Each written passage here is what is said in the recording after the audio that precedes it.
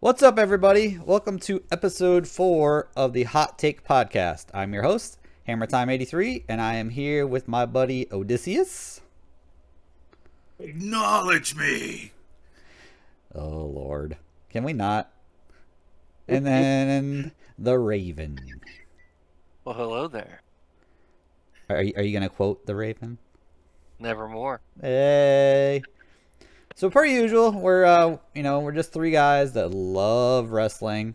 We love bashing on people, especially CM Punk and Hulk Hogan. And today we're gonna Odysseus is actually going to start us off with something he loves from the current era and something that he hates. So without any further ado, Mr. Odysseus. All right, so here's something I love from the current era. And that is that, and this is going to kind of mix current with nostalgia. I love that the fact that everyone in the wrestling world, especially coming out, is starting to see how much of a, fraudulent, I'll use that word, fraudulent character that Hulk Hogan is. Oh, we're going down this road, are we? Oh, yes, we are. It's time to get controversial. Oh, my brother, testify. Recently, I keep seeing stuff about Hulk Hogan fabricating what we like to call made-up memories that people are calling him out on, that he's been lying about throughout things that happened in his wrestling career. So I'm so not really ecstatic, but I'm happy that, people are finally starting to see some of the things that I've always known and felt about Hulk Hogan. So basically, One of the things. what you're saying is, not only are you a hot dog, a grandstander, a showboat, and a prima donna, but you're a liar too. Oh yeah. Okay, just as long as we're going to get that out there. Yes, the cream doesn't rise to the top. The cream of the crop. Woo! But it kind of reminded me those things are really, I'm glad they're coming to the forefront because it sets the stage for history. Because I started thinking about it, and one of the things I thought about is because I watched AEW last night, and there's a debate, Hogan versus Flair. Flair has had his things. Flair basically lived a life. But the one thing I could say about Flair was on AEW to honor Sting. And, even at his age and kind of whatever he did outside the ring, Flair still has that legendary status with the wrestlers and somewhat respect about his wrestling. Hogan, on the other hand, I thought about this and I'm like, when I look back on the industry, and this might be controversial to some people, to me, Hogan didn't make professional wrestling. Hogan made sports entertainment famous. To me, people like Ric Flair made pro wrestling famous. And I know it's a thin line between some people, but when I say I grew up watching wrestling, I grew up watching the old NWA. Characters were, cowboys and bad guys, and people had their face painted, but, they were badasses. Versus me watching WWF, colorful clown characters, people dressed in moose costumes, and then you had your Hogans, your superheroes, and I'm like, okay, that's entertainment, but to me that's not wrestling. And then I think about who, when people say people that inspired them, and kind of like I look at the Cenas, I look at people like that now. I think we talked about it last time, how people are inspired by them. They don't want to talk to them, and they're there to give good advice. How many wrestlers can you name that have been that Hulk Hogan has pretty much, I want to say that, inspired or helped them in their career? I He mean, I can see as much a as I lot. I hate hear. him, he has helped quite a few. Well, I mean, one of here's he always all makes right. bad choices with that now because one of the biggest ones that he did help was Warrior. Well, here's my thing. I'm talking about, and if I'm talking about, that's then new people. How many people has he? Can someone say without saying, "Oh, I watched him on TV as a kid"? How many people can say? How many wrestlers can say, "Wow, I sat down and talked to Hulk Hogan, and he gave me all this advice"? As far as saying, like, I sat down with Sting, I sat down with Flair, I sat down with Steamboat, and they gave me all this advice. Even I sat down with Undertaker, and he gave me all this advice on wrestling. Okay, hang on. I got a rebuttal for that. And you know how Okay. much I hate that scumbag. Like I Yes. cannot stand Hogan. But what you're saying, I have to like be devil's advocate, I guess, because you have to remember, Okay. Undertaker only retired 4 years ago. Hogan retired Yeah. 15 years ago. So of course you're not gonna have people who are in their early 20s and like that be inspired by Hogan because they weren't even born when he was wrestling. But I also gotta say, but there's still people around. Um, the Stings, they wrestled Hogan. They're still talking to, he's about to retire, but he's still an influence in the business. I love that man, but 10 years too Whether late. I understand that, but still, he's still there helping promote the new talent.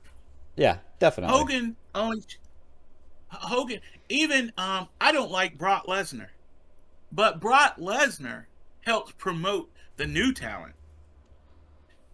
What I'm saying is you got the legends that sit there, they help promote the new talent. Hogan has not if you really want to think about it, let's go back some years towards the end of the WCW. Hogan trashed new talent. Trash. Tried to bury them. Hogan went to Impact. Trashed new talent Mm, and Oh yeah. ruined that promotion. whole organization. Sure did. I So think that was more of Bischoff than him though. It was both. I think that was more of Hogan. I mean, Bischoff was a contributing factor, but I think Hogan had a lot to do with that. So Uh, Hogan had some good ideas in the 2000s and, you know, when during the whole at the end of the Monday Night Wars.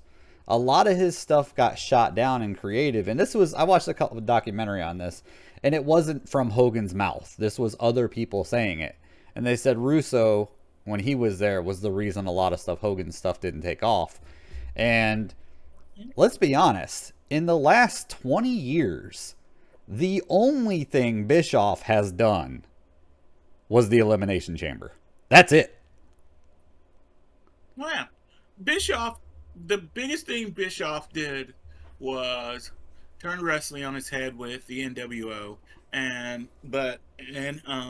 with turning Hogan heel and stuff like that. You have to give him credit for that. That changed the whole platform of wrestling. Yep. So it went from more of a kayfabe to a more of a almost real life but not real life situation. Did you see I think. the thing that got released yesterday? Sorry, I didn't mean to cut you off. Um, Oh, no, no, no. with Bash at the Beach with Sting. no. What was that? Nobody knew if Hogan was actually going to turn. So they talked to Sting before the match, and Sting, if I Hogan did remember not that. show, was gonna turn. Yeah, We would have I never kind of had the remember that. Crow. Oh wow. Yep, I I, remember that. I did not know that. Yep. In Interesting. Hogan's mouth, out of the words out of his own mouth, was the only reason he turned was because his career was dying. He said he was literally sick to his stomach of the red and yellow. Yeah. But he, Well, like you but like said, I said, I don't think he puts people over. I completely agree with you. I completely agree with you about, not not being there for the talent. But you also have to ask yourself this question, right? Like, okay, so how many people did Andre put over? Andre was in a class by himself. Like you said, I read documentaries where if they didn't even know that Andre was going to put over Hogan in the WrestleMania. Because they say Andre didn't give two craps, and Andre did what Andre wanted to do. Right, but Andre is considered the Babe Ruth of WWE, right? He's untouchable, right? And but how many people Yeah, did he put over? I'm not saying he didn't like help guys backstage, but when it came down yeah, to like actually doing things, like what was his last match? Wasn't it him and Haku? I guess. I I think mean, I I know it was a really. tag match. Hmm. Yeah, but my thing is, I'm looking at wrestling today. Wrestling today versus wrestling of yesteryear. Now the crazy thing is, the Hulk Hogan era probably goes back to when we were kids, and then you have the era of Stone Cold and all them, and then you have kind of like what we have now. I just think like for to see someone like a Flair and a Sting that was around for both of those eras, still being, if not a positive influence, but being an influence on wrestling today. Like mentors and whatnot. Because, well, one of the things is, and I thought about the speech Sting gave last week when he said, there's a lot of people that motivated him in wrestling, and he started naming them off: Ric Flair, Luger, Hogan. And they even said, when he said Hogan, everybody just started booing. Booing. And I was like, wow. And Sting was like, all right, you might boo, but you can't disregard what the man has done for the business. That I will agree with. You can't disregard what he's done for the sports entertainment business. But I like to call myself, and it's debatable, a true wrestling fan. I like watching wrestling. Wrestling to me was growing up watching Flair on Worldwide Wrestling defending his title for 60 whole minutes. And they would do the commercial breaks and just a trivial point where you're like, oh my God, what's happening? And you're waiting to come back from commercial, and then Flair does something at the end and sneaks off and wins the match. He's winning a match when the guy always somehow Luger or Sting hurts their leg, and then he just goes to work. They make that quick comeback, but then they lose it because they can't get the move off because their legs hurt, and then Flair takes advantage of it, grabs the ropes. Referee Tommy Young doesn't see it, and he calls the match. So that was that was wrestling for me. But we got a lot of stuff these days. The one thing I would say I like about wrestling these days, they've really cut down on the run-ins, and they've been having a lot more cleaner matches. Minus the Judgment Day. Yeah. Well, I said they cut down on it. I said they eliminated. I mean, they're single-handedly keeping your statement going. Yes. Most definitely, especially mommy. But anyway. Mommy's always on top. Remember that. Yes.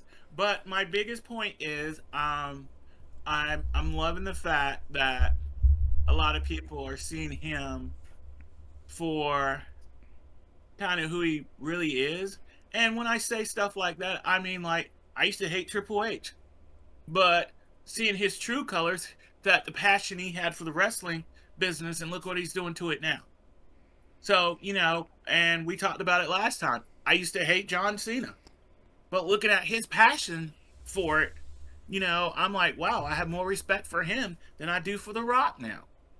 But my opinion on Hogan, when people, bring him up, you remember at one time, even Vince erased him from WWE. And, kind of brought him back when he kind of made those controversial statements. But my thing is, every other week now, I keep seeing something online about Hogan being caught up in another lie. And I'm like, wow. I'm like, dude, just shut up. Take your walk. I mean, at least Flair's out there looking old as Bethuzel, but, he's selling cigars and weed and whatever. But you know what I mean? But Oldest ride, longest line. Woo! But to see him appear on AEW last night and the pop that he got was just amazing. So, that's my take. We can go all day about Hogan, but I was like, wow, that's, and like I said, every time lately, you turn on something, oh, Hogan been caught up in another lie, but what he did for the business or stuff like that. But that's my take on new stuff. I mean, which kind of goes into old stuff. I mean, you literally only have to take one quote to find out who the person that Hulk Hogan is, right? The part where his daughter was dating an African American rapper, and then he used the N-word, and to defend it, he's like, well, when I grew up in the mean streets of Tampa, that was how we greeted our friends. Okay, let me say this real quick. So, my family lives in St. Pete and Tampa. Nowhere do they greet each other like that. Even nowadays, where that word is actually used way more, it's still not that way. No, and you're talking when he grew up. What was that? The frickin' 50s, 40s, 50s? It was like he's in his 70s now. So. Yeah, all right, so maybe 60s. Yeah. Yeah, they didn't use that word in that respect in the frickin' 60s. Yeah. No. Yeah. So yeah, he's a jackass. All right. Well, that brings us to our trivia. You guys ready? Oh God, no. All right. So Give it to me. The first one. What was the very first pay-per-view ever produced by WWE? And your hint is it was not a WrestleMania. If you can give me the pay-per-view and the year. I think I want to go with Royal Rumble. And I can't remember the year. I know... Because I know one was on the first one was on television. I will say you are wrong, sir. Damn. Okay. My other choice, I'm not gonna say. I'm let Raven do first. But The only one I can think of, if it's not WrestleMania, is possibly In Your House. Nope. The I correct wanna say, answer. Oh, was it go a ahead. What? Go was ahead. it a Survivor Series? No. Wow. The Okay. oldest one ever is the Wrestling Classic on November 7th, 1985. Never heard of it. Yep. Never. Yep. I got some hard ones this time around, man. I'm not even kidding. This time, man, you need to go find another site. All right. Who is the only wrestler to have won the WWE Championship, the World Heavyweight Championship, and the Intercontinental Championship in their very first year? So right Angle? now- all right. Did you say Angle? All right. Yeah. No. Damn. Name the titles again. The WWE, the World Heavyweight Championship, and the Intercontinental. So you know it is a post WWF thing. Yeah. Oh yeah. I want to say, he won SmackDown, and he went in the same year. I have two answers, but it's weird. Okay. I want to. What? You know what? I think this is kind of a trick question. Is it The Miz? No. Oh. And I'll tell you why I thought it was a trick question. Okay. Remember when they combined the titles for it? That's a good guess, but no. I kind of was thinking Jericho. My other one's Seth Rollins. No. I was thinking Jericho. No.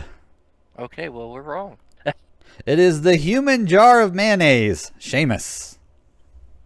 Really? Yep. Wow. Well, damn. Uh. All right then. I'm sorry. Did I get you with the mayonnaise? No, let's not talk about getting people with mayonnaise around him. Well, looks like the good Lord just sent me a conversation starter. Ooh, okay. Sorry. Bad memories about mayonnaise. That caught me off guard. I'm sorry. All right, we're going to move along. We're going to talk about the nostalgic category now. All right, so my nostalgic category is not that long ago. And I want to bring up what I think might be the greatest like there was no chance of this person ever winning a title. Like big title, they were never going to be world champion. They might have won the Intercontinental Championship. I actually don't remember if they did, but there was no chance they would ever. But I will tell you, they are the funniest character in WWE/WWF history.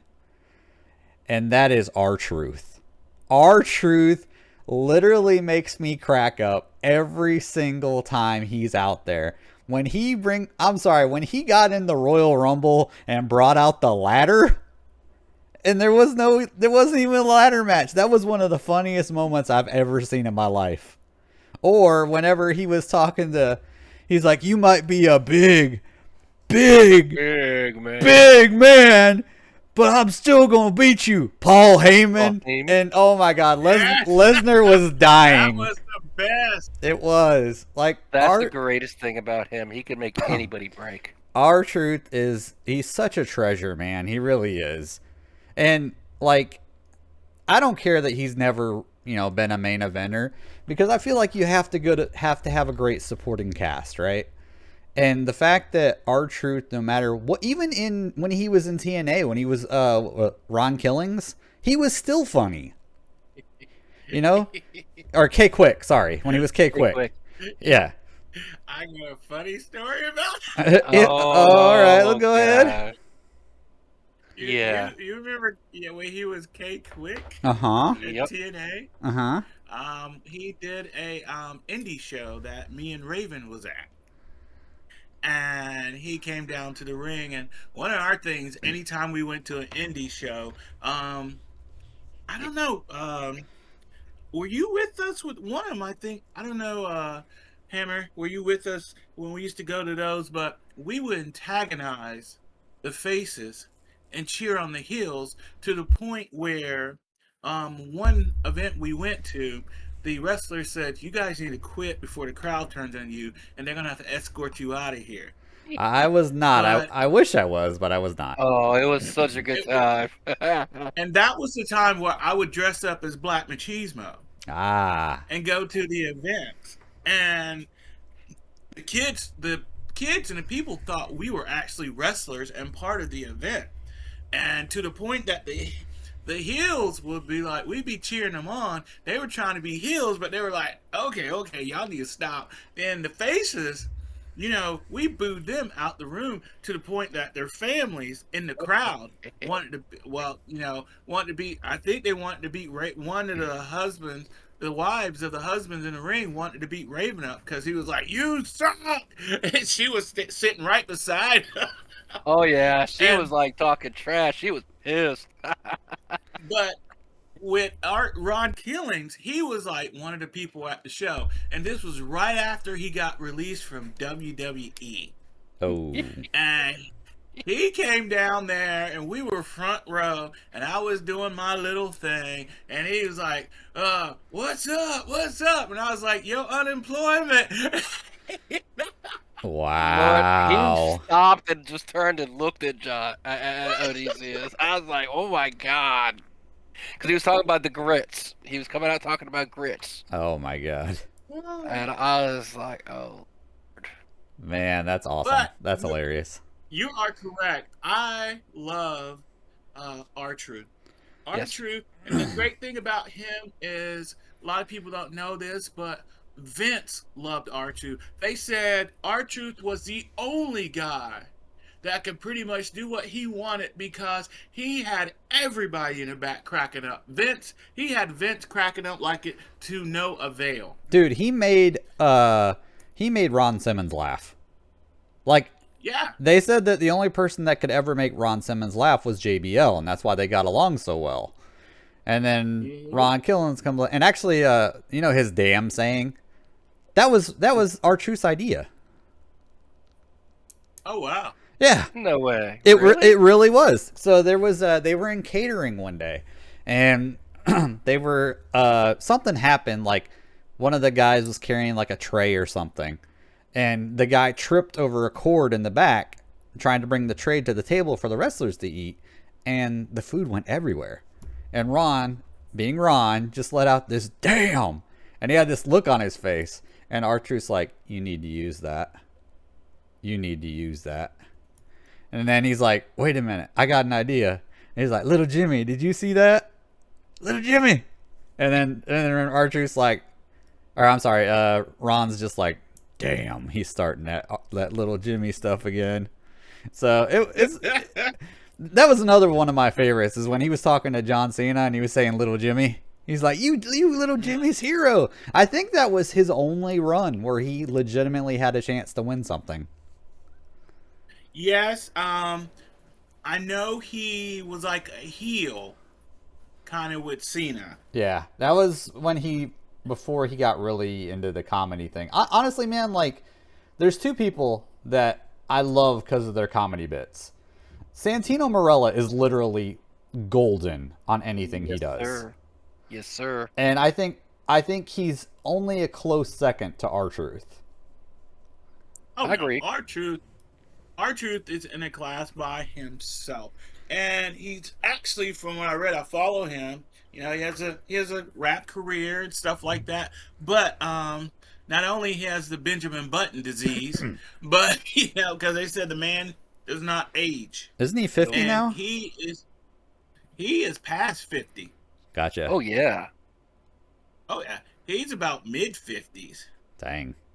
He's got that Billy Gunn look about him. Mhm. Minus the steroids? But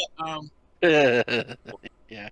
I don't know how they can't find it, but Because it's human But, growth hormone. There's yeah. no test for it. yeah, Rtruth is a golden classic, and the crazy thing about it, he still has wrestling ability. Oh yeah.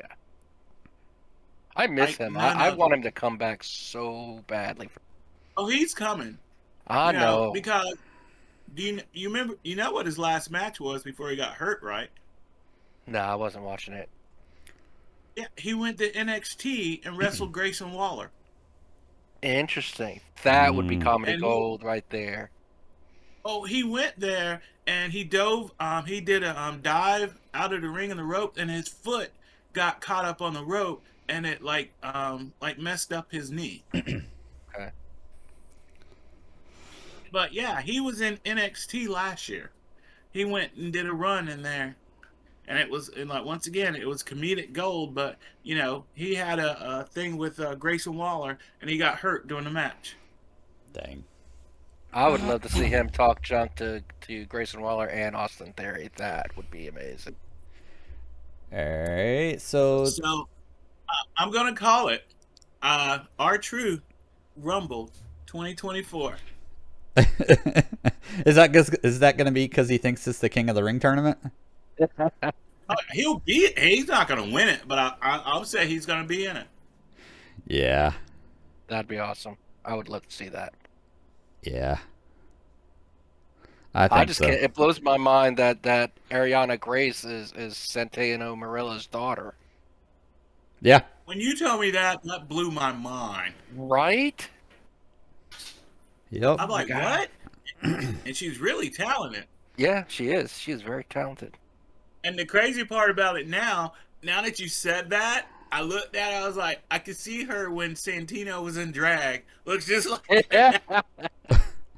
The snake. Wow.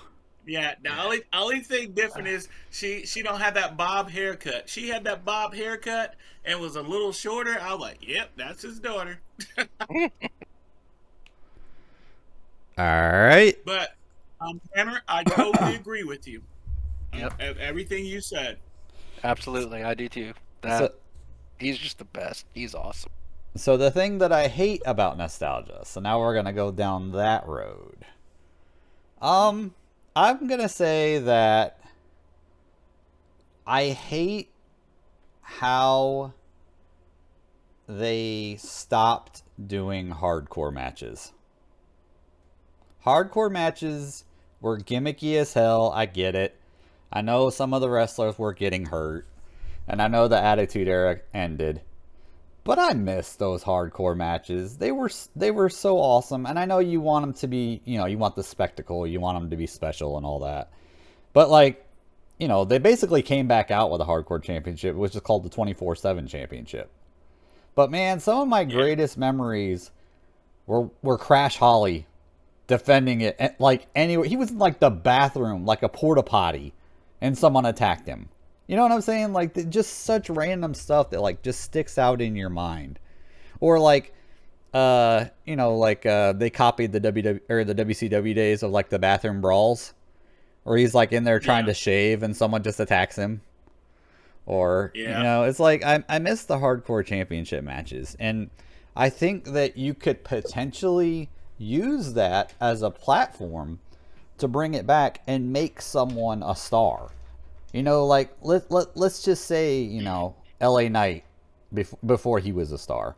Let's just say he became a legitimate hardcore person, and won the hardcore match, but then, like, wasn't jobbing to people, right? Like, he actually, like, gave it credibility to that title and all that. And then you could say, all right, well, let's use this to spring forward him and make him, like the Intercontinental Champion or something like that. It didn't always have to be a gimmick title. You could have actually done something with it. I mean, Mick Foley was the hardcore. And when you think of hardcore, you think of Mick Foley, right? You think of him, you think of Sabu, you think of Sandman. Terry Funk. Yeah, Terry Funk. So it's like, all those people, I think you could have legitimately used that belt for more than a gimmick. Well, I'm going to have to disagree with you because... Not that what you're saying is true. I will have to disagree with you. It would not work because the world we live in today.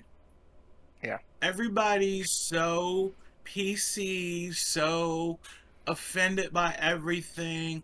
It would just become, like, you can look at things now, like, for example, if you look at online and see some of the commentary that Jerry Lawler used to do. Oh my God, that would not fly today. Some of the things he used to, that we look back and we're like, wow, he said that? Yeah. And Raven, our most famous one that we still use to this day. Yes, sir. Yes, sir.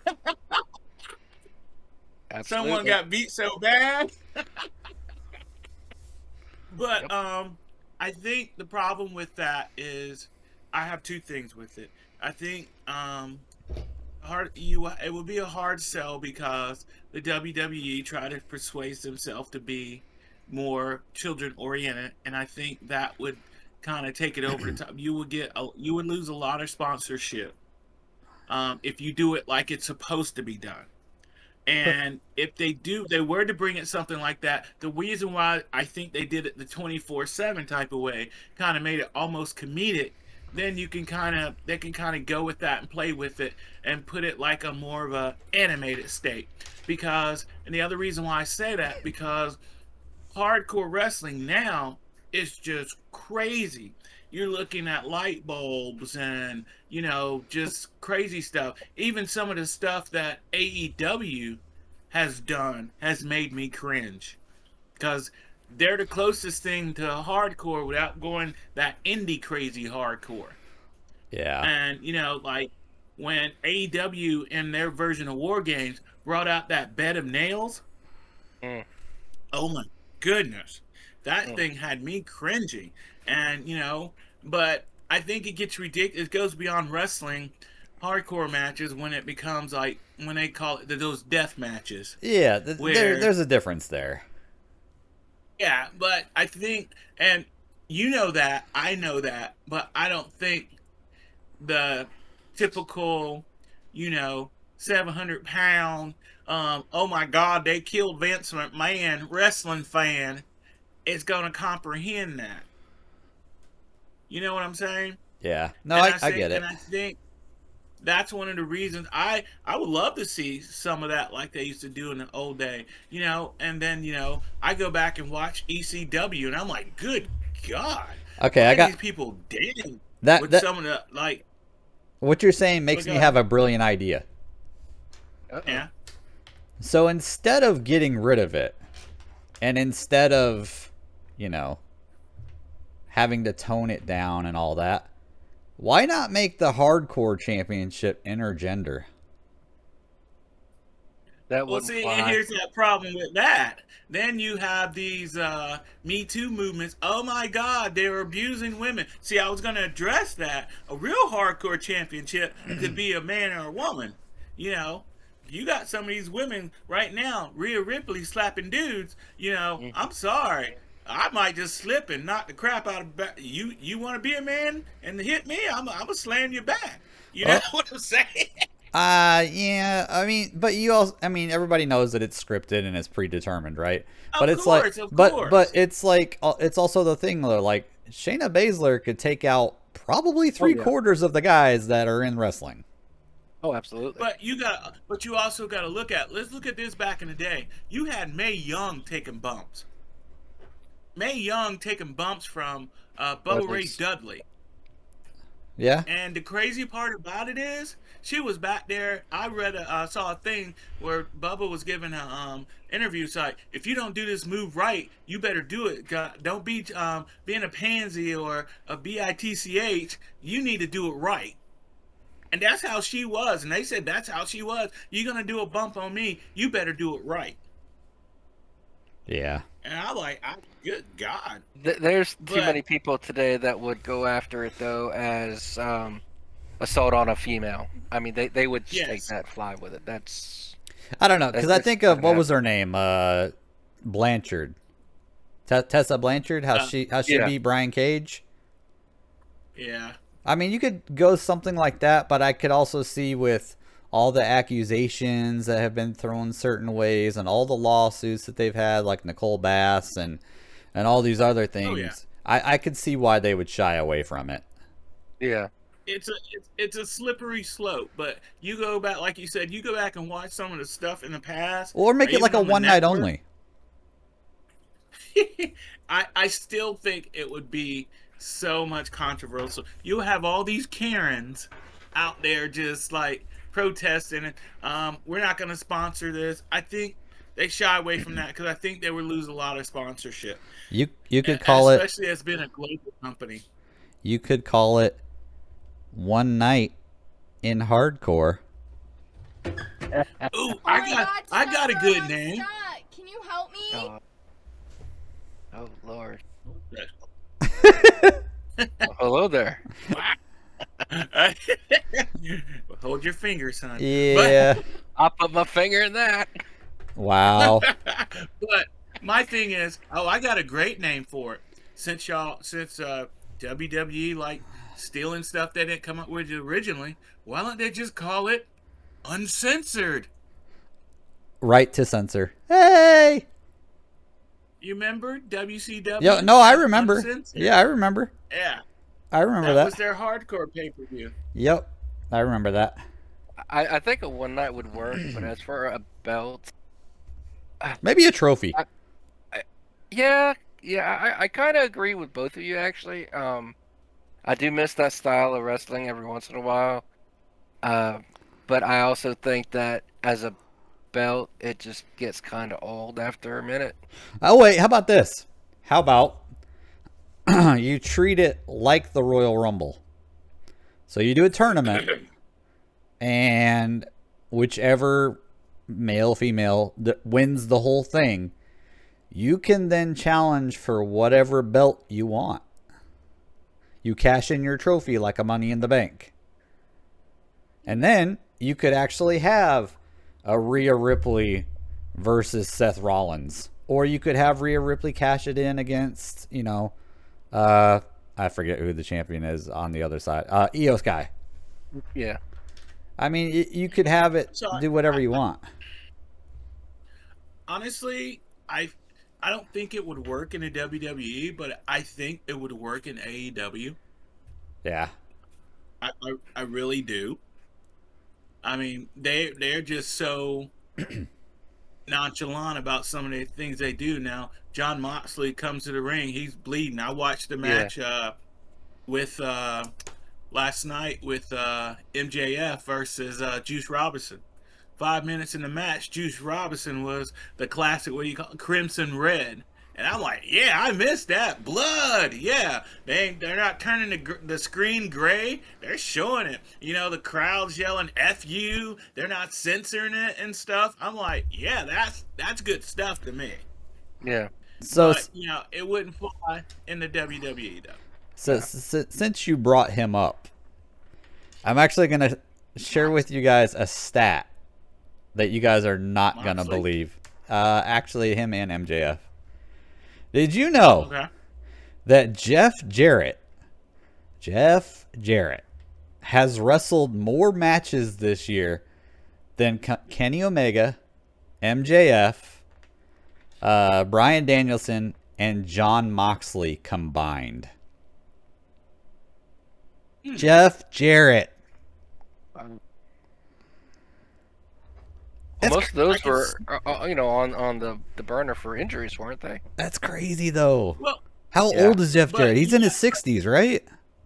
Gotta be. Jeff just turned 60, but you gotta be. So, that being said, Jeff Jarrett on the independent circuit and also on the main circuit as well. Yeah. Well, they're only counting matches within AEW. They're not counting like the Forbidden Door and all that. They're not counting that. That is just insane, though.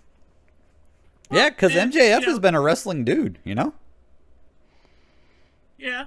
But he does do the Lesnar thing now, though, right? He's like the prize fighter. But here's the thing. The crazy thing about that, he's admitted it. He's like, why should I? You see me, you gonna pay for it. Yep, and he gets paid to do those promos. He's even quoted. Yeah, he's even quoted. He said, hey, I'm gonna be like the other champion. You got to pay to see me. I want that Roman contract. Okay, these two... And it's crazy. Oh, go ahead. Go ahead. No, you go ahead. I said it's crazy, but people love him for that. Oh, yeah. No, he's great. He's a great heel. He, honestly, you know who he reminds me of? Who's that? Rick the Model Martel. Oh, wow. Just arrogant, over the top, full of themselves, and can talk. Because Rick Martel was good on the mic. He couldn't wrestle worth a damn, but he was still good on the mic. Yeah. Dude, the most current heel right now with the best mic skills and actually can wrestle It's Christian Cage. The Uh, gimmick they have him going with right now, Christian Cage is nasty. yeah, I can see that. Last night he came out in the middle of the Flair Sting reunion, and he said, "Tony Khan, this is your gift to Sting. You're a billionaire, and all you can come up with is a half-dead man with a black liver as a present to Sting." I was like, damn. Even Flair was like, wow, that's a heel. He's probably You like, can see well Flair said. trying to keep, yeah, he was trying to keep his face, but not break character. But they said Flair was like, that is the perfect heel right there. Yep. Everybody was like, F you, Christian. They gave him so much heat. And then, the dead dad thing he keeps doing. I'm Yes. like, wow. Yeah. I mean, Yep. dude. And then, oh my goodness. And then him and Edge right now. Hey, Oh hey, my hey, goodness. hey. Oh, I'm Copeland. sorry, Mr. Adam Rated R. Copeland. Adam, Yes. Adam Copeland. Keep Sorry. it up. They'll send you over the edge. Yeah. Might get rated I'm on the- FTR. Yeah, I'm on the edge of excitement here. Wow. Oh, you falling off the edge. Y'all are not ready Okay, you, for this okay, trivia you question. vanilla midget rock wannabe. Don't start with Y'all ain't ready for this. I watched that live. That was classic between him and Ricky Stark. Yeah. Oh my goodness. So you guys know the World Series starts on Friday, right? Yep. I mean, there's other sports other than wrestling? Yes. I did But not know that. this ties into wrestling. Okay. Who is the only wrestler to have played for the Texas Rangers? It has to be one of the Von Erichs. No. No? Is it that guy that dressed up? What did he call himself? The Demon? Dale he was in Torborg? WCW? Yeah. No. I'm going to go with one of the Von Erichs. The correct answer is The cream of the crop! Macho Man. Oh, Macho Man.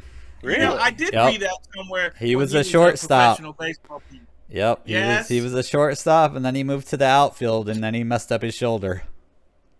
Yep, Damn, yep, I yep. never knew that. Yep. Yeah, he was a really good baseball player. Yep. All right, and your second one. Who is the only wrestler to have won the WWE Championship and the United States Championship in the same night?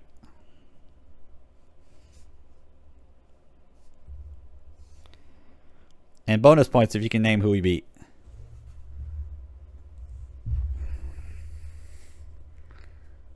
Oh, wow. I honestly have no... Wait a minute. I think I know. Okay. Was it Bobby Lashley and Brock Lesnar? For the opponents? No, was it Bobby Lashley that won the U.S. title? No, because let me take that back. Because then he had to drop one. Yeah, this person did it in the same night. And the U.S. title and the what the world title? The WWE Championship. Wow. I really have no... I can't. I'm lost. I'm on this one. disappointed in both of you. Is it Eddie Guerrero? Viva la raza! It is! Ooh, yeah, that's why we're going to represent now. But can you tell me who he Lord. beat? Not a clue. Not off the top of my head. Angle? now. Nope. It wasn't Kurt Angle? Nope. It wasn't Benoit, was it? Benoit was the U.S. Yep. Okay. That name is not forbidden on this podcast, by the way. Okay, Wait a minute. good. So, he So beat was that Benoit. WrestleMania? It was not WrestleMania. Oh. So he beat Benoit for the U.S. title? Yep. And he beat Brock for And then- the That's what I WWE said. He beat Championship. Brock. Yep. And it was No Way Out. Interesting. Okay. All right. So that now brings us to our idea. So, Mr. Raven. Yes, sir. Yes, sir. So, Talk about- I had to think about this one for a bit, and actually catching up with NXT, I had to watch it today instead of being able to watch it Tuesday. I am appreciating the fact that they are using the women's title in all three brands now, the tag team titles. I would keep that story going because that would be such a great way to elevate some of those NXT ladies so they could go on the main roster for a little bit and kind of come back around. They could do a little testing and everything. Because right now, the women's division needs tag teams. They do not have dedicated tag teams. The only two tag teams they have are Alba Fire and Isla Dawn, and then Cadence Carter and Katana Chance. Those are the only true women's tag teams they have for those titles. They're just kind of throwing people together again. So I think it'd be a good idea to freshen it up. And to be honest with you, I'd probably concentrate more on SmackDown because I just feel that SmackDown needs to help as far as the women's division. You ain't got to worry about it. That's where Jada's going. I hope so because that's they need a shot in the arm. And it's nothing against the women wrestlers that they're all great. I mean, Bailey's great, Io Sky, Asuka, Belair. I mean, they're great wrestlers. It just seems like the creative for SmackDown is just not treating them like the people on Raw get treated, you know? Yeah. And I would definitely have the tag titles do the rounds on all three. That, and I still think they need to go ahead and maybe use this Judgment Day thing to split the Raw and the SmackDown tag titles because they both need their own tag titles. It doesn't make sense that they don't have their own when they each have their own heavyweight champion, and they all have their own top mid card champion as well. Yeah. No, I agree. I think you And need something to give credibility to that, and especially the women's tag team. Mm-hmm. Well, Especially here's like here's what I did. Here's what I did like. Excuse me. So the women's tag team titles, what you're talking about. When they formed them, originally they had them for all three brands. And it was Sasha and Bailey. When they won the titles, they defended them on SmackDown, they defended them on Raw, and they actually defended them on NXT. The problem was when they went to NXT, they pretty much squashed the competition. It was almost like a squash match. At that time, NXT wasn't getting the notoriety that they should have. So, after a while, that's when NXT said, well, we're going to have our own women's tag team titles. Because they formed after the other women's titles, and they had their own title. And then, of course, recently, they brought them all back together, which, to me, didn't make any sense. no, they should not have lost to Alba Fire No. and Isla Dawn should not have lost to Rousey. Well, and like you said, the crazy part about it is they had more tag teams at the time in NXT. the hottest tag team, women's tag team of all divisions was in NXT. And at that time, it was Toxic Attraction. Attraction. Yep. Yeah, And I then still don't know why after they split them up. Yeah, and after that, that's when they got rid of the belts. Yeah. And I was just like, why? Because you had Caden Carden and your other girl. Mm-hmm. You brought them up and didn't do nothing with them. You had Alba Fire and them. You didn't do nothing with them. Nope.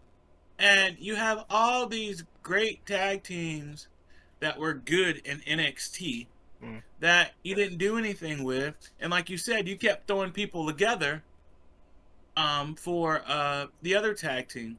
And, which the way they treated the belts is, the reason why Sasha and Naomi left. Because they treated them as a farce. And they wanted to, it became a joke. And so, putting some, putting some stank on those titles would be great. Bring them back to where they need to be. If you're gonna play with the, their curse, that's great. Mm-hmm. But I like that finally they're going back to defending them on all three brands. But I do agree with you, Raven. But because they really lost a lot of momentum. And then, I don't have anything against Piper and Chelsea, but,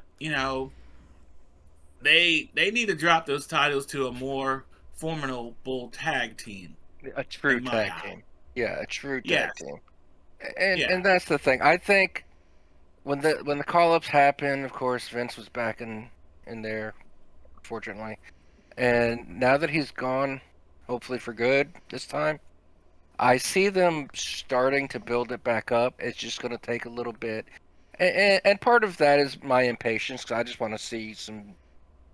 I ain't gonna lie. I want to see Cadence Carter and Katana Chance whip everybody's ass. Well, awesome. And I think the women's division is going to be now built on the back of Jade. They're teasing it. You mean Storm? That's great. Huh? You mean Storm? But I think in the same token, this is your opportunity. It can't be on her back alone. No. This is your opportunity to push the Tiffany Strattons. This is your opportunity to Zoe, Lash Legend. That's a big girl.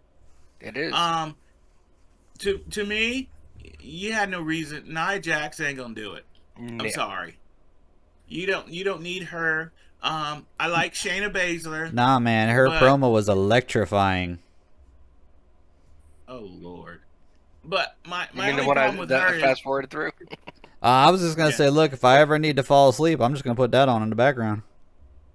Well, my thing is with her, she was awesome in NXT, but you dropped the ball on her in the main roster, and now she's just like, oh yeah, okay, whatever. And then when to the point now that you're pushing her, you're just like, really? She went from like one of the biggest badasses to like they tried it. I mean, she was almost gone, and don't get mad at me when I say this, but I mean it in the most endearing way. She was almost on Asuka level in NXT. And then they brought her there to the main roster, and it just became same thing they did to Asuka after a while. And they did the same thing Vince did to all those NXT stars. Look at the Ascension. That was a good tag team. He made him a freaking joke, and then they just got rid of him. Look, man, okay, so I will say the Ascension was okay. Their problem was they compared themselves to LOD, and there is nobody in this. Every time, I'm going to agree with you. Me and Raven have argued about this for the longest. What he sees in the Ascension, I don't know. But, yeah, they, to me, Demolition, LOD wannabe. Oh, no. See, there you go. You're in that boat, too. What? Demolition could not even hold LOD's jock straps. LOD is the greatest tag team of all time. Bar Granted, none. yes, I will agree with you. However, they weren't LOD. They were trying to be the Ascension. Next week, we will debate greatest tag teams of all time. Because you just made a controversial statement that I'm like, nah. Ooh, hot take. There you go. There's the hot take for the week. Hot take. Dude, I will say that until I am long gone. And I will say there has been some great tag teams. Jericho comes to mind. Even though Paul White's he's limited. Wow. The tag team of them together, the tag team of those two together was great. Now, it wasn't like storyline great, but they had a lot of chemistry, right? I mean, then you've got the Hart Foundation. There's so many good tag teams. Well, there are, but I can't believe you compared in the same breath LOD and Jericho. That was No, there's no comparison there. I'm just saying Jericho was a good tag team. But you went from LOD to Jericho. There was a lot more that could have been in that spot than Jericho.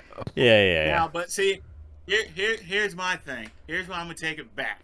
I'm gonna take it back to I felt like Steiner's held their own against the LOD, but I'm sorry, one of the greatest tag teams out there that was yoking people, killing people. They might didn't get a chance to do it here, but Terry Bam Bam Gordy and Dr. Death Steve Williams were the nastiest tag team of all time. Okay, so wait, let me I'll elaborate, and I know we're gonna get to this next week, but you and the three of us are making the mistake. You cannot call them LOD. They are not LOD. They are the Road Warriors. Yes. And that is when they became who they are, is when they were the Road Warriors. Oh, they even said documentary. They became gimmicks when they became LOD. Yeah, because, I mean, we're talking like when they were in Japan and actually legitimately shooting on people and beating the shit out of people.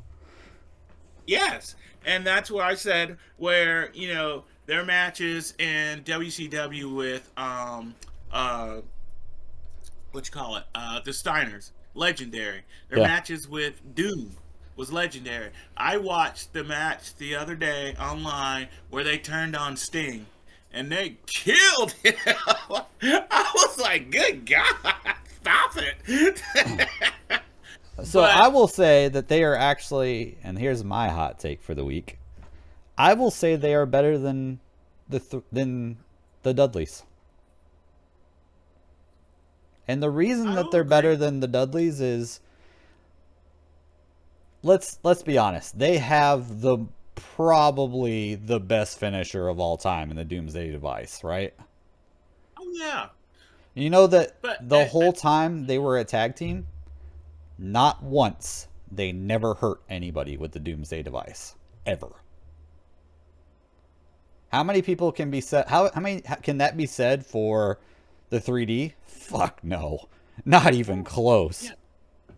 My God, that Doomsday Device was so devastating. It was, because I will give you what a lot of people don't understand is the Road Warriors were around in like the late 70s. The Road Warriors came from Memphis. The Road Warriors wrestled with Jerry Lawler and them. Yep, that was back before they had face paint.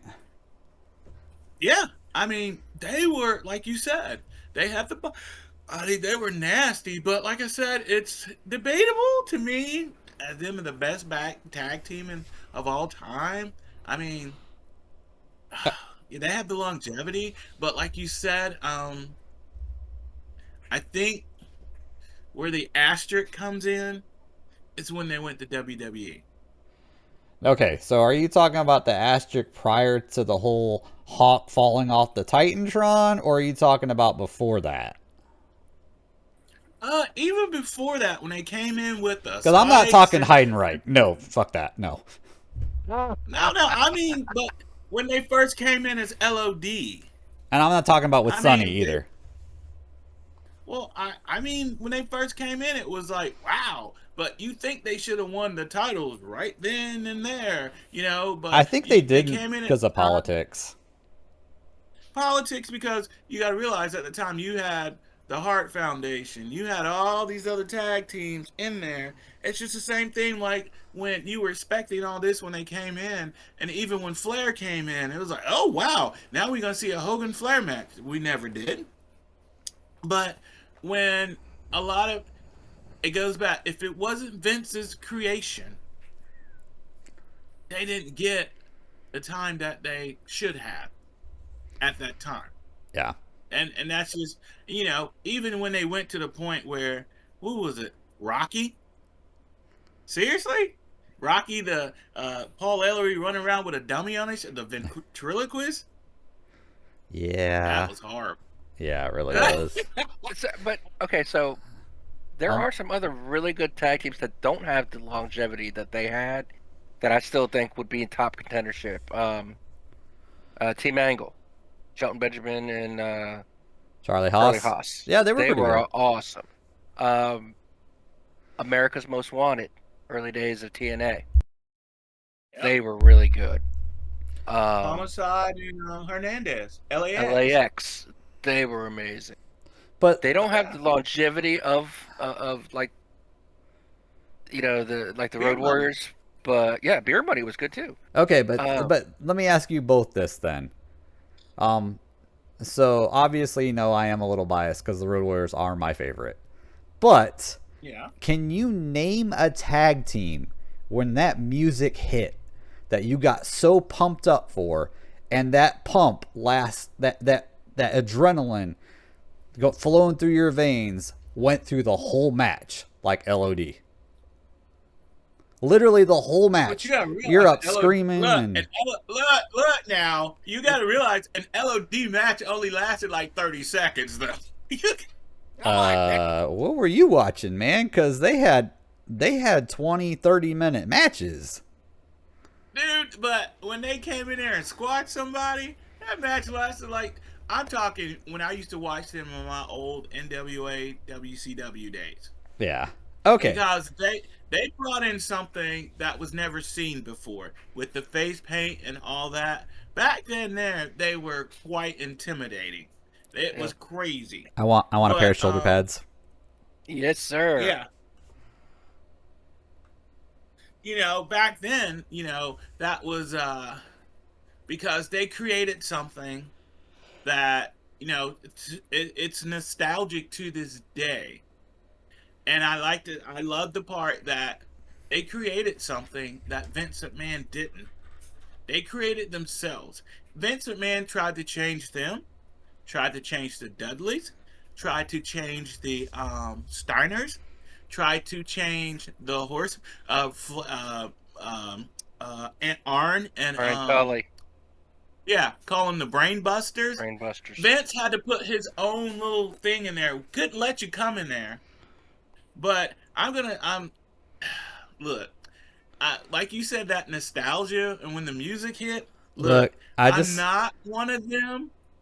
I'm not one of them because I would have to go with the female perspective and say, when the Rock and Roll Express used to come out. Look, so I'm looking right now at TV boppers used to go crazy. I just pulled up Sports Illustrated's 50 greatest tag teams. And next week, chat. Next week, everybody, viewers, I'm actually going to go through the top 10.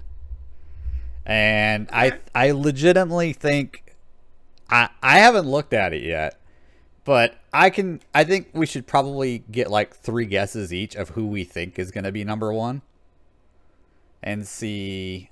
I'm going to bookmark this page right now, and I will bring it up and we will see. Okay.